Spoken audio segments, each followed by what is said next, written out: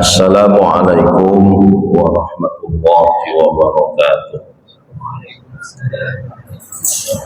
Ila rohi walidina wa walidikum wa ahwatina wa ahwatikum ahwatil muslimin wal muslimat wa la arwah illa wa ibadihi sholihin aynama kanu min masyaratil arafil ila nabariya fi bari wa bahni wa jawna khususan amalu hadal masjid Hidayatul Ummah sabiqan muhawala wa lahiqah ila ruhil musallina fihi wal mu'takifina fihi wal mutabarri'ina alaih wal qa'imina bihaqqihi Allah yataqabbal hasanatihim wa yatajawaz an sayyi'atihim wa yaghfiru dhunubahum wa Allah yataghashshahum birrahmah wa maghfirah wa yu'li darajatan fil jannah wa yarfa'uhum qadran fid dunya wal akhirah wa binati Allah yasiru umurana الدنيا والآخرة الله يفتح لنا أبواب الرحمة والمغفرة وعظم الصحة وعظم البركة وأن الله يقضي هوائينا يوصل بمقصدا وعلى كل نية صالحة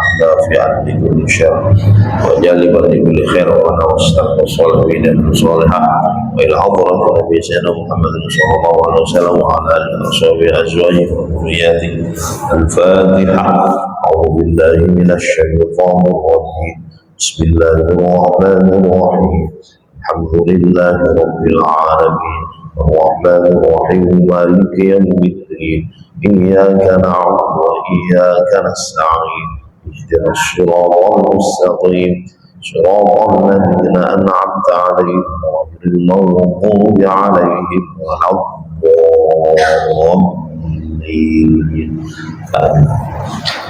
بسم الله الرحمن الرحيم الحمد لله رب العالمين وبه نستعين على أمور الدنيا والدين والصلاة والسلام على أشرف الأنبياء والمرسلين سيدنا ومولانا محمد وعلى آله وصحبه أجمعين أما بعد حضرات المحترمين والمحترمات dumateng para kiai, para asatid, ustadzat ingkang kawula mulyakaken, para bapak ibu, saudara-saudari sekalian, segenap para rawuh, para jamaah, khususipun takmir Masjid Hidayatul Ummah Duku Pakis Gang Gangsal yang berbahagia dan saya hormati pula.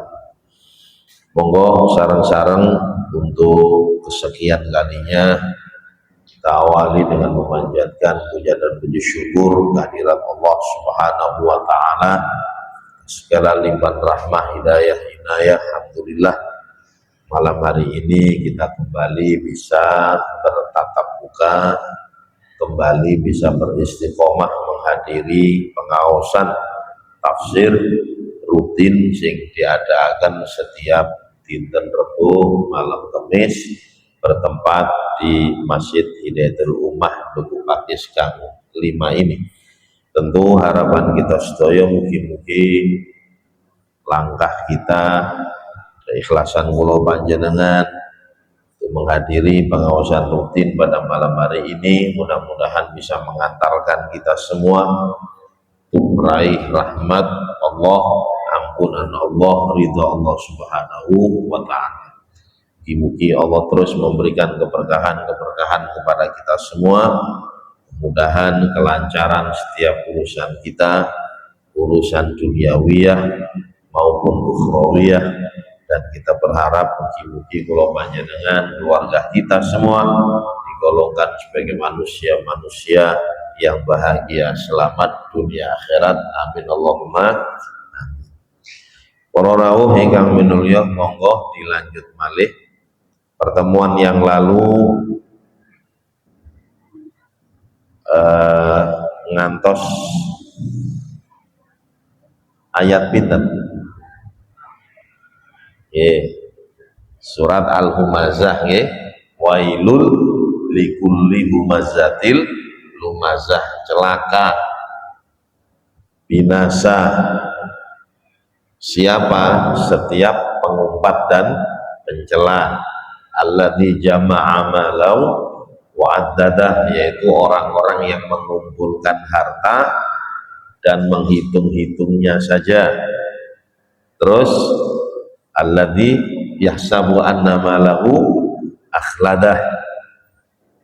Dia mengira bahwa hartanya itu bisa mengekalkannya.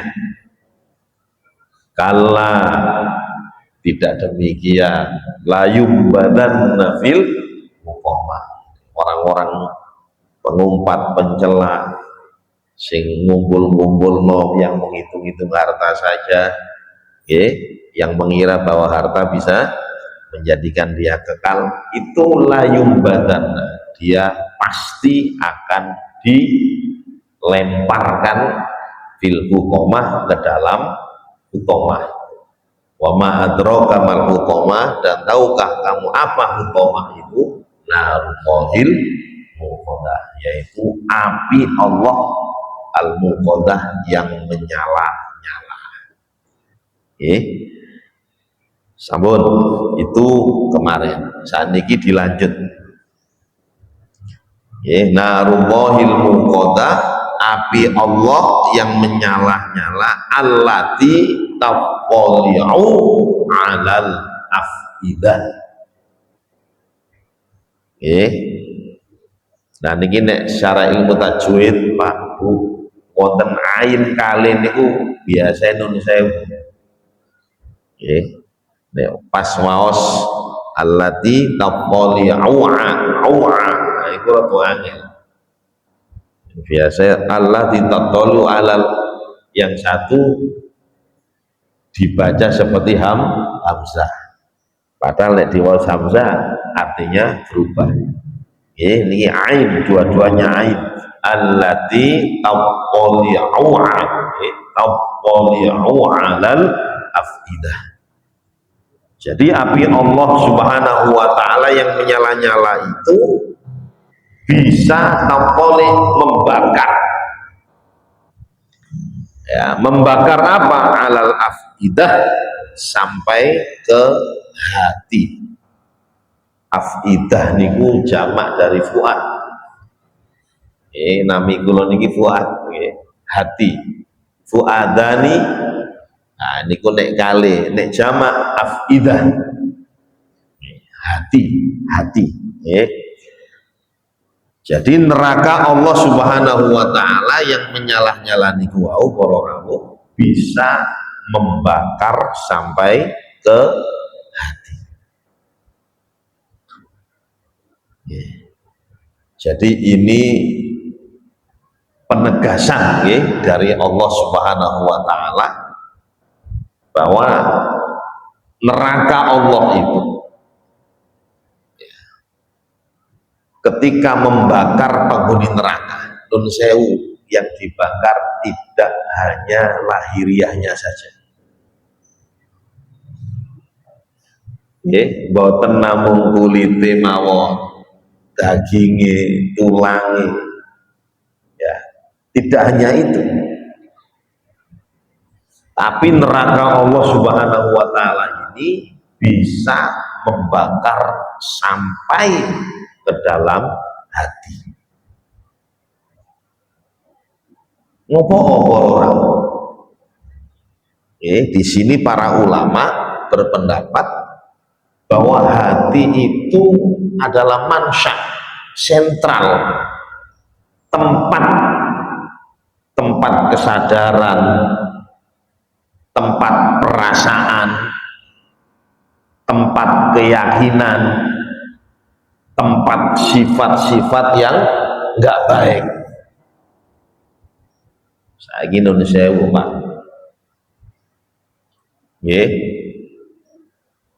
Tiang kafir, ono kafir, ono mukmin, ono munafik, bahkan ono ateis. Niku keyakinan boten? Keyakinan kan? Panggenane teng pundi? Di dalam hati. Jadi al-iman, keyakinan, kepercayaan itu bil qalb, di dalam hati.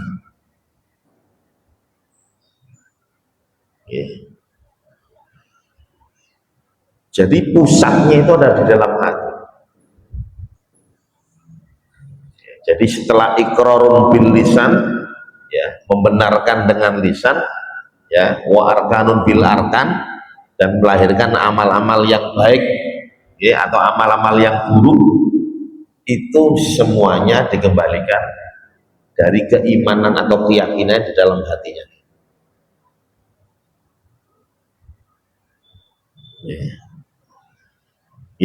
Milane nek panjenengan tingali para rawuh kados Abu Lahab, Abu Jahal, Walid bin Mughirah, senajan urip di zaman Nabi Muhammad sallallahu alaihi wasallam, nun sewu cara mripate niki nyemrapi mukjizate Kanjeng Nabi.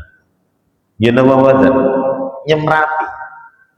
Tapi krono hatinya sudah tertutup, tidak menerima kebenaran, tidak menerima ajaran, baginda Rasul Muhammad SAW, ya sudah, akhirnya melahirkan perbuatan-perbuatan yang tidak baik.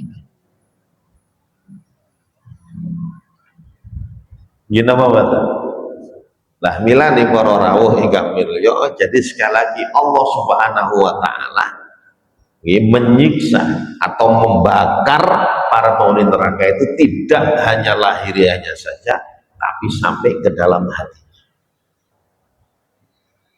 Sentral keyakinan mantun itu juga, hati itu juga sentral dari sifat-sifat yang buruk. Sombong, mergo sugih niku wau ngomong-ngomong donya. Wis wakil dunyane, timbul sifat napa sombong. Sombong saking murid, saking hati. Nggih napa mboten? Akhirnya merendahkan orang lain. Loh, saking hati. Itu semuanya bermula dari hati. Nek teng mriki ngoten. Jadi menurut para ulama, bahwa dikarenakan hati itu adalah sentralnya, maka hati pun juga ikut dibakar oleh Allah Subhanahu wa taala. Tentu para rawuh ingkang minulya, yang dimaksud hati di sini itu bukan non sewu lho nggih, nek kula panjenengan pas nyate-nyatean. Padha wae Pak Ustaz kan ya dibakar. Bukan itu. Tapi dalamnya. Makanya perasaan niku yang bisa merasakan tempatnya ruh. Jadi yang bisa merasakan, yang bisa ada kesadaran gini wow, yang namanya fuad itu kan hati nih. Makanya digambarkan, ya, kemarin sudah kita sampaikan, ketika orang mati karena terbakar di dunia ini, setelah terbakar syaraf-syarafnya pedot kabeh. Bahkan ruh itu akan keluar dari jasad. Setelah ruh keluar dari jasad, maka si mayit ini sudah tidak akan merasakan kalau rasa, tidak merasakan panasnya api, ya, walaupun mati kebakar nikmat. Ya, berbeda dengan penghuni neraka. Afidahnya itu, ya, oleh Allah Subhanahu wa taala tetap dijadikan hidup, sehingga dia bisa merasa panasnya itu tadi. Jadi tidak dibuat mati, la yamutu fiha wala yahya, bahwa penghuni neraka itu tidak dijadikan mati oleh Allah. Kenapa? Karena gini, neraka Allah ini sampai bisa membakar hati yang menjadi pusat, ya, kesadaran, pusat perasaan, ya, pusat keyakinan dan sifat-sifat yang buruk.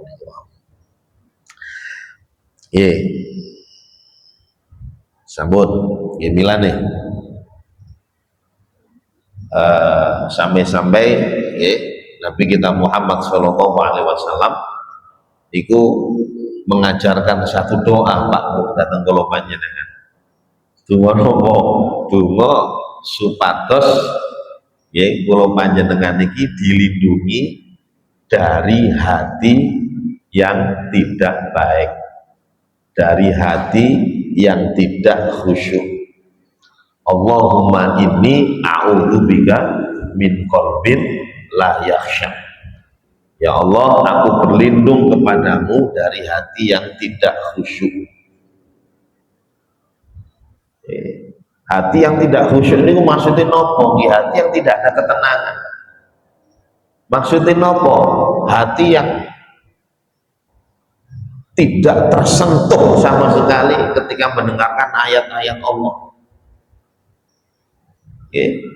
Kira nih wau kula sampai akan Abu Jahal, senajan Al-Quran turun disampaikan oleh Nabi kita Muhammad SAW, tapi dia memiliki hati yang menolak, hati yang tidak khusyuk nih kawan, yang tidak tersentuh sedikit pun dengan ayat-ayat Allah, yang tidak tergerak dengan hadis-hadis Nabi, yang tidak berubah sama sekali dengan Nun Sewu, ya, petua-petua nasihat-nasihat yang baik. Nah, saat ini koyong ini Pak Nun Sewu. Maka idza soluhal jasadu kullu wa idza fasadal jasadu kullu. Jadi ini atine apik, insyaallah akan melahirkan perbuatan-perbuatan yang baik. Sebaliknya kalau hatinya buruk akan melahirkan keburukan-keburukan. Nah niku sampun. Terus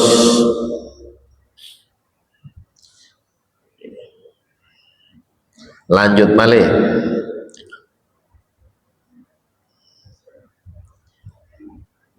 Allati tafalihu alal afidah. Terus naha alaihim muqsadah. Ya, innaha alaihim muqsadah. Sesungguhnya kembali ke api neraka. Sesungguhnya api neraka itu tadi alaihim, atas mereka, maksudnya penghuni neraka itu muqsadah. Muqsadah itu ditutup rapat-rapat. Sesungguhnya neraka itu ya akan ditutup rapat-rapat bagi siapa? Bagi penghuni neraka. Jadi neraka niku nggih wonten pintu-pintune. Nggih. Nah niku ditutup rapat-rapat. Ya, jadi setelah hari perhitungan amal, setelah ditentukan oleh Allah Subhanahu wa taala, oh iki panggonane swarga, oh iki panggonane neraka. Kemudian ditutup rapat-rapat oleh Allah Subhanahu wa taala. Kenapa kok ditutup rapat-rapat oleh Allah? Nah, di dalam kitab-kitab tafsir diterangkan yang pertama, ini juga menghancurkan perasaan dari ahli neraka. Dengan ditutup rapat-rapat berarti tidak ada peluang sedikit pun untuk bisa keluar dari neraka.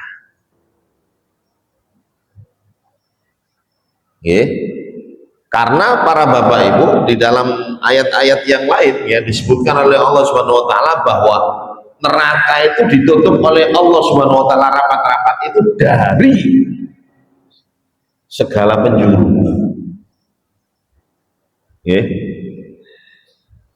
Jadi penghuni neraka sekali lagi tidak ada perasaan ya ingin keluar itu sudah kira. Makanya di dalam ayat yang lain ya Allah Subhanahu wa taala berfirman di dalam surat Al-Maidah ayat 37, yuriduna ayakhruju minan nar. Mereka para penghuni neraka itu memang kepingin keluar dari neraka. Wa ma hum bikharijina minha. Tapi mereka tidak bisa. tidak akan bisa keluar dari neraka. Kenapa gini kok? Karena sudah ditutup rapat-rapat dari segala. Ya, itu yang pertama. Terus yang kedua, penafsiran para ulama, ya, bahwa neraka ditutup rapat-rapat oleh Allah Subhanahu Wa Taala itu, ya, akan menjadikan, ya, panas yang luar biasa.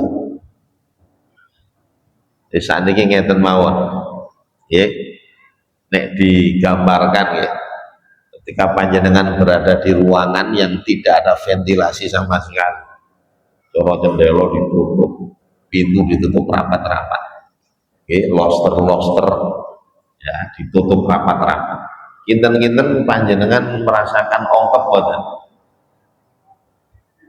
Ongkep, ya, dipasangin gak ono, AC gak ono, ya, malah ada api, ya, di tempat tersebut ono api, lo akan panas, Pak. Lah ini para bapak ibu, ya, bukti bahwa memang di dalam neraka itu para penghuni neraka itu betul-betul, ya, mendapatkan, ya, siksa dari Allah Subhanahu Wa Taala. Oke, dan itu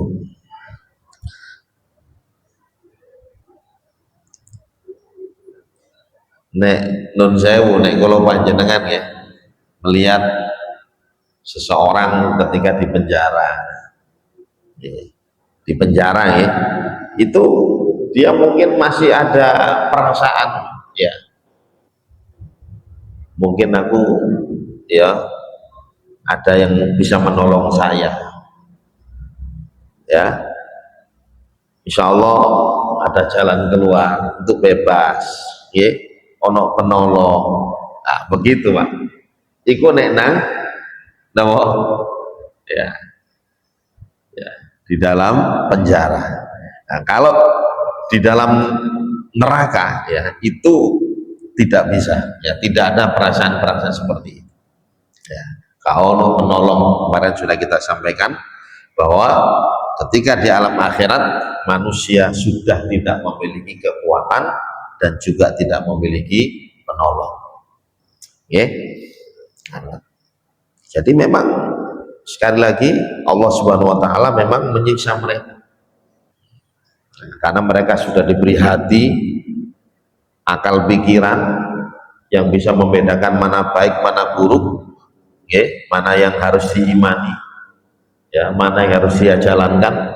Lalu ternyata dia menolak kebenaran yang kuat, ya, menolak kebenaran, maka akan disiksa oleh Allah Subhanahu Wa Taala. Terus yang terakhir, fi amadin mumaddadah,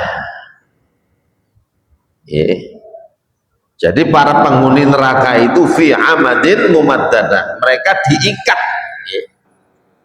ya, amad fi, ya, amadin, amad itu tiang-tiang, mumaddadah yang dipanjangkan. Jadi para penghuni neraka itu diantara siksanya para bapak ibu, ya, ada yang diikat di tiang-tiang yang panjang, ya, oleh Allah Subhanahu Wa Taala. Kenapa? Agar mereka tidak bisa bergerak. Ya wis memang menerima siksa tok. Ya, sama dengan ketika apa ya? Seorang teroris atau, ya, disiksa nang di penjara, ya, tangan diikat, kadang-kadang ya disetrum barang, ya, disiram, ya, air panas, disiksa lah. Dia kayak saya bergerak, tujuannya apa? Supaya dia tidak bergerak. Sama Allah Subhanahu Wa Taala, ya, di dalam Al-Quran, ya, banyak sekali berfirman, ya, di dalam Al-Quran bahwa para penghuni neraka itu ada yang diikat, ya, bahkan tidak cukup diikat, ya, mereka loh, ya. Dalam surat Al-Insan katakan Allah Subhanahu Wa Taala berfirman, inna a'tadna lil kafirina salasila wa aghlalam wa sa'ir, Ya, sesungguhnya kami, kata Allah, menyediakan atau menyiapkan lil kafirin, bagi orang-orang kafir, ya, salasil itu nopo, rantai-rantai, wa aglalan, belenggu-belenggu, ya, wasairo, dan neraka yang menyala-nyala. Jadi wis diikat Pak Bu, juga dibelenggu, ya, cara leher iki ya wis dirantai, nggih, kaki ya dirantai, ya, wis gak iso nang ndi, nggih. Niku. Nah, ini para Bapak Ibu berbeda, nggih. Siksa yang diterima oleh orang-orang kafir dengan yang diterima oleh orang-orang mukmin yang banyak melakukan kemaksiatan. Itu benten. Kalau orang-orang mukmin, Pak Bu, ketika melakukan dosa, terus ditimbang kalian Allah, lapor delalah lebih berat maksiati, lebih berat timbangan sebelah kirinya, maka dia akan dimasukkan ke dalam neraka. Cuman nih, orang mukmin yang masuk ke dalam neraka ini, ya, itu dalam rangka membakar dosa-dosanya. Gua nek wis dosa-dosane entek, ya, ketika dosa-dosanya sudah habis, maka akan dikembalikan oleh Allah Subhanahu wa taala ke dalam tempat yang memang disediakan oleh Allah, yaitu ke dalam surga. Ya, ini tiang-tiang mukmin. Ya, jadi dibakar untuk menghilangkan dosa-dosa. Ya, tergantung dosanya. Kalau dosa-dosa besar yang telah dia lakukan tidak diimbangi dengan bertobat kepada Allah, ya tentu bakarnya juga tambah lama. Kemarin sudah kita sampaikan, sehari di neraka koyok minta 1000 tahun di dunia, ka'alfisanatin mimma ta'udun.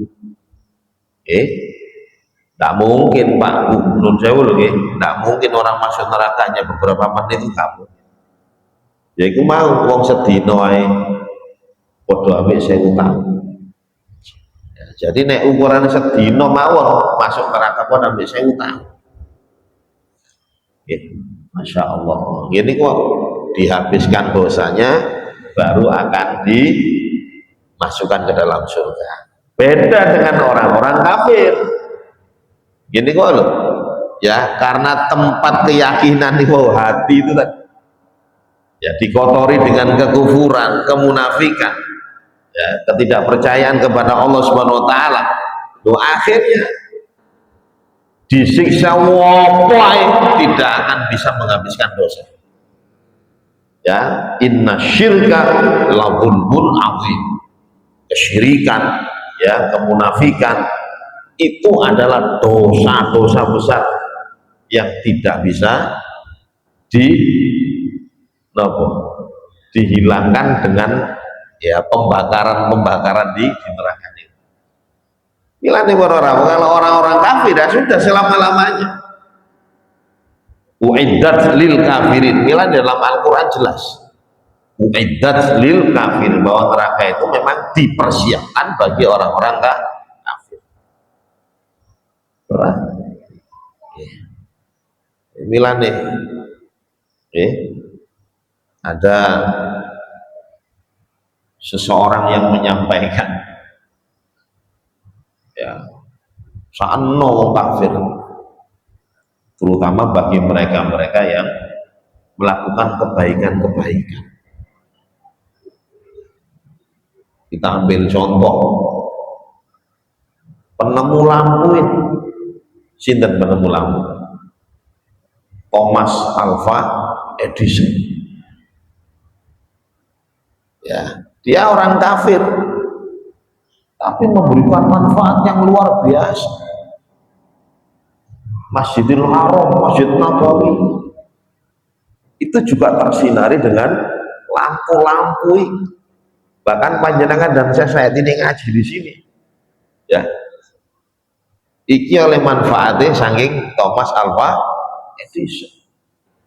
Mosok, ya, yang memberikan kemanfaatan seperti ini, kok ujung-ujungnya masuk neraka?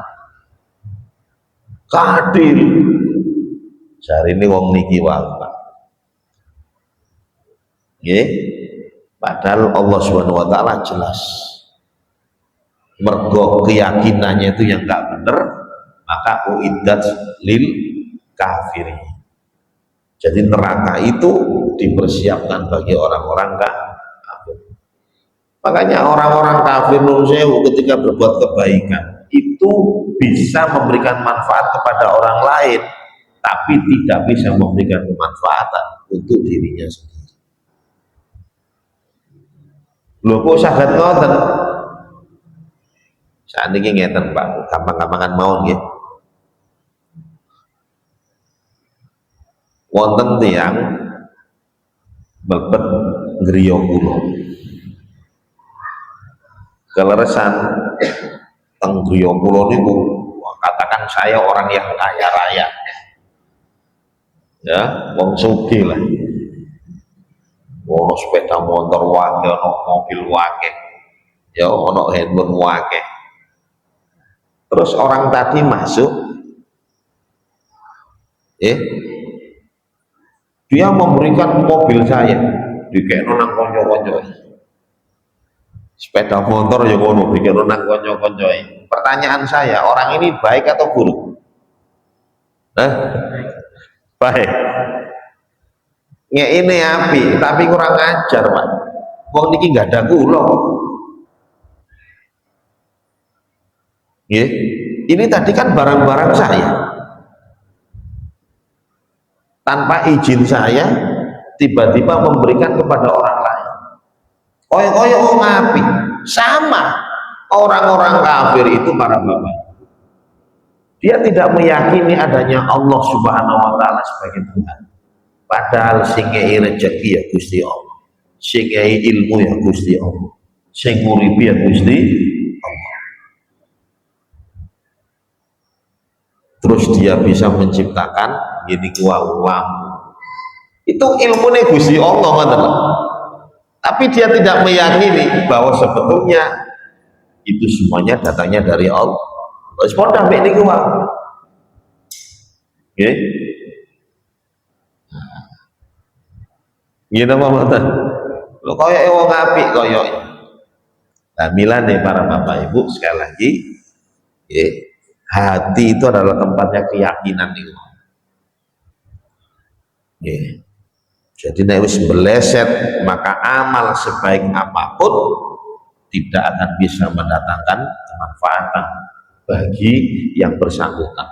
Tapi nek sing ditolong dia mendapatkan manfaat. Kita saat ini mendapatkan manfaat. Yeah. Ono wong tertimpa musibah, gempa, tanah longsor, kena letusan gunung Merapi, tsunami dan sebagainya dan sebagainya. Mari orang kafir, nabo mengeluarkan donasinya. Apik ini amalan yang baik, gitu Bapak.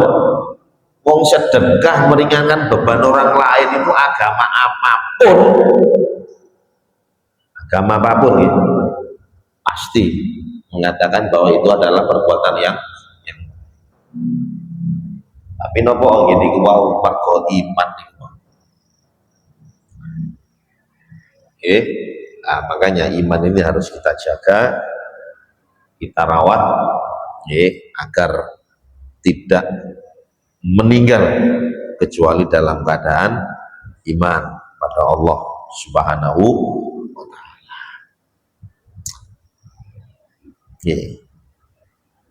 Jadi ini yang digambarkan oleh Allah Subhanahu wa taala ini, gambaran-gambaran siksa seperti ini.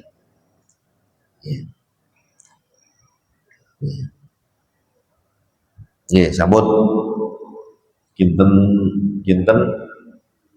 kirang menit kasih lambi 12. Monggo.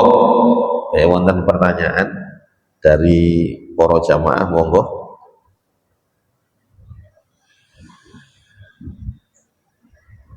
Jadi bisa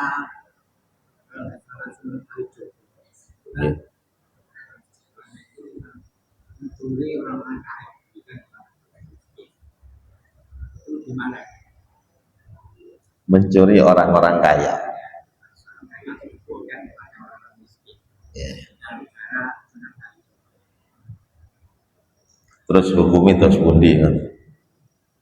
Ya. Ya, ngeten. Ya memang hukum niku nggih. Ketika kita berada di satu negara, tidak serta-merta hukum agama itu bisa diterapkan ya 100% ya, maksudnya dengan napa nggih membenturkan dengan hukum-hukum negara. Atau seniku wau. Ya memang nek Gusti Allah nggih, semuanya dari Allah Subhanahu wa taala. Nggih. Tapi ono ya ada hukum pemerintah. Saat ini ngeten mawon nggih, Pak. Nek cara hadis orang yang tidak sholat, nggih, terus disuwun sholat kok mboten purun sholat, menentang. Belum saya ulang ya. Nek cara hadis halal darahnya. Maka halal darahnya artinya apa? Dibunuh boleh. Lah, tetapi sekali lagi kita ini hidup di negara Indonesia, ono hukum-hukumnya sendiri. Ada jenengan saat ini ngono jenengan pateni. Oke. Ya, akhirnya pasti akan ya ada ya ada polemik lah. Tidak bisa hukum potong tangan katakan. Nyolong sudah mencapai nisab, tiba-tiba langsung panjenengan potong tangannya. Ya. Nah, begitu juga dengan itu tadi. Jadi begini, ya. Orang-orang kafir pun ketika dia menjadi kafir, bukan kafir harbi, bukan kafir yang diperangi loh ya, bukan kafir yang memerangi kita, kafir dhimmi, ya, atau kafir-kafir yang lain, itu dalam agama kita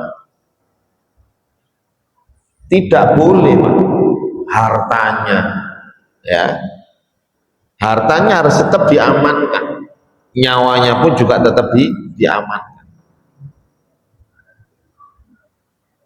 Itu dalam agama seperti itu. Oke.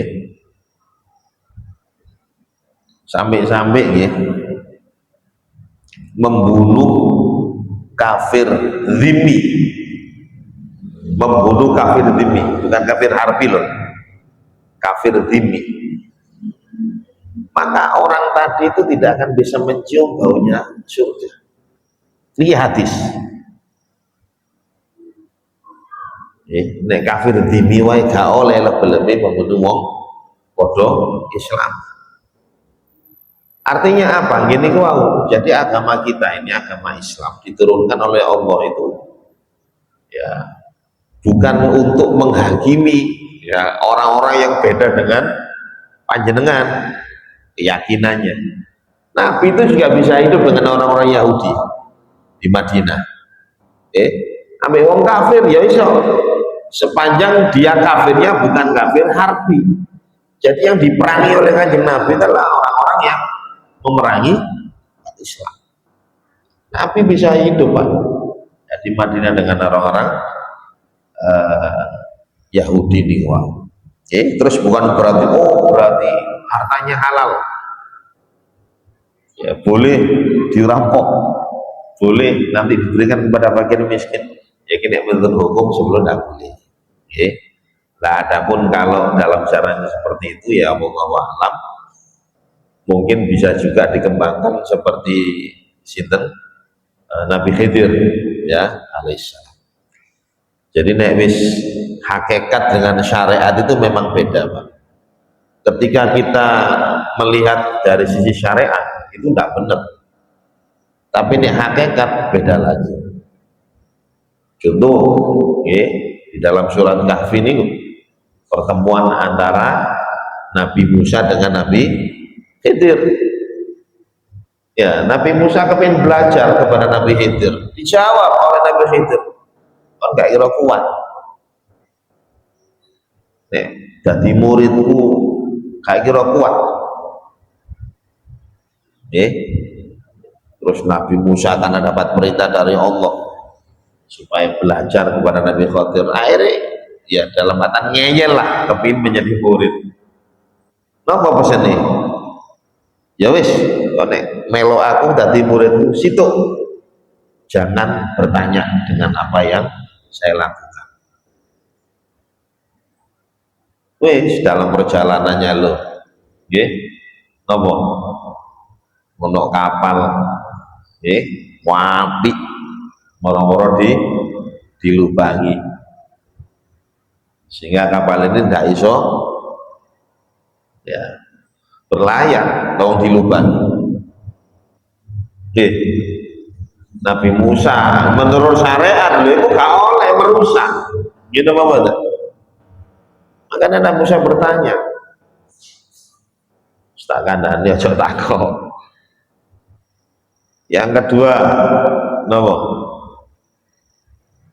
ono arek cilik dipateni, ya nopo, ayo, tiba-tiba dibunuh. Ya ini menurut syariat itu gak tepat. Yang ketiga, nopo, Nabi Musa sama Nabi Khidir itu berada di satu tempat, satu desa. Ya, sebenarnya dia tidak dikehendaki kedatangannya. Warga ini gak respect sama sekali. Akhirnya meninggalkan desa itu, delala menjumpai nopo, ada sebuah rumah yang dindingnya mau roboh. Lho ngono iku ambek Nabi Khidir justru diperbaiki. Cara nek saiki yo nggawa watu-watu boto dhewe. Nggih. Nyemen-nyemen dhewe. Ngoten. Padahal ini enggak disenengi ambek warga. Diusir lah katakan, enggak diterima. Ya tidak dihormati sama sekali. Jenenge musafir itu kan ya mbok dikei sampun dengan baik, dikei panganan. Makanya Nabi Musa bertanya, ya Khidir, kenapa kok nggak perbaiki? Awak dewe iki lho nang ngene gak dihormati. Kok malah kamu perbaiki dengan nopo? Dengan biaya-biaya kamu sendiri lah, katakan ngono, Pak. Niki lho, niki hakikat iki. Ternyata apa? Nabi Khidir menyampaikan kepada Nabi Musa bahwa yang pertama, apa-apa perahu itu kapal itu tak bolong. Karena ya di sana ada kompak. Sano iki. Kok nek berlayar pasti dia akan diambil semua. Arek cilik tak pateni opo? Arek iki nek gede kok durhaka kepada orang tuanya. Mending tak pateni cilik. Nek mati cilik mlebu swarga. Yang nomor 3. Kenapa? Nabi Khidir tahu bahwa di bawah rumah ini, dinding yang akan roboh itu ada hartanya anak-anak yang yatim. Wa kana abu soleh, bapaknya anak yatim itu wong soleh. Saya diperintahkan oleh Allah untuk menjaga hartanya anak yatim ini. Sehingga ketika dinding ini roboh, terus kok ditemukan oleh warga setempat, otomatis akan dicuri. Nah, ini gitu, makanya diperbaiki. Dan ini hakikat, ya. Nah, cuman gini, wow, menurut saya Pak, hakikat ini kalau diterapkan ya rusak kabeh. Kalau ada cilik, paten semua aku roh, boleh gede ini duraka. Ini buatan sakit. Ya, jadi nek kulo panjenengan ya masih syariat lah. Yang penting kita pokoknya bersyariat dengan benar, ya, aman, ya, aman. Dari wali-wali lebih-lebih ketika ditanya man anta, siapa kamu, jawabannya apa? Allah, Allah, Allah. Ya, ini sesi jenarnya, sesi jenar, ahad, ya. Jawabannya Allah, Allah. Lah, kita yang menghukumi secara syariat, perkataan seperti ini bisa menjadikan murtad. Gini apa betul? Lalu ditangkap siapa kan? Allah, Allah. Nah, bagi orang-orang yang memang sudah istighraq, sudah tenggelam, ya sudah menyatu, ya sudah zikirnya gini kok Allah, Allah, Allah, Allah. Makanya tidak bisa disatukan antara syariat kali hakikat itu. Nabi Musa itu benjem rapi, ya, karena waktu itu Nabi Musa merasa dirinya paling pinter, ya. Jadi hakikat itu beda lagi. Ternyata ada ilmu hakikat. Ya, itu jawaban gue loh. Ya. Jadi bukan sakit ngomong nyolong bagi-bagi malah resiko, Pak. Ya, sampun. Ada pertanyaan lain? Ini kok bahas ini kok pun. Ya. Ya, sampun ya. Berarti surat Al-Humazah sudah kita selesaikan. Insya Allah pertemuan yang akan datang kita lanjutkan surat Nabi Al-Asr, ya, surat Wal-Asri. Ya, ya, sampun niki mawon. Mugi-mugi wonten barokah manfaatnya. Kita akhiri dengan kafaratul majlis. Subhanakallahumma wa bihamdika asyhadu an la ilaha illa anta astaghfiruka wa atubu ilaik. Al-Fatihah.